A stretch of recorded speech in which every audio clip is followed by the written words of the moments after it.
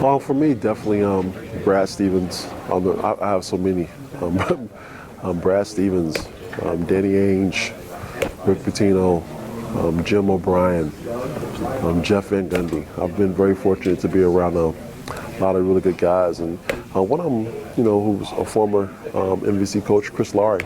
Chris Laurie's like a big brother to me. We grew up 1 or 2 houses in between us as young kids, so he's always been a guy that I can really rely on if I need some answers or for something.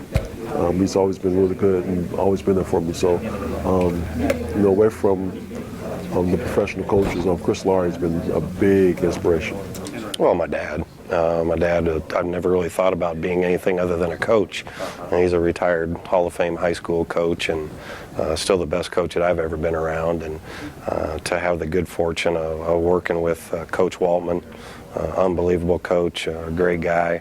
Steve Alford, the work ethic and the basketball knowledge, and him hiring me at a place like Iowa so my family could be so close. But I've had a lot of junior high coaches, high school coaches, but I've always been that guy that gravitates towards coaches, and I still to this day is taking something from everybody, as many people as I can, and just trying to keep evolving myself, but it'd be all coaches across the board.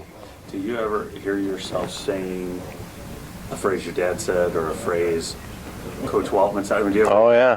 Coach Waltman. Oh, that was a Waltman. I can't, yeah, well, Waltmanisms, you got to clean up a little bit for the camera, but I still use a few of his, and when I kid my guys, I'm like, you wouldn't last an hour with Coach Waltman, because the way he'd be after you.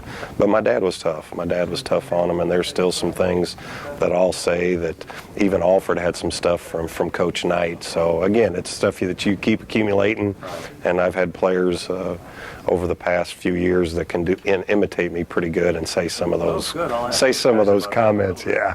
Beautiful.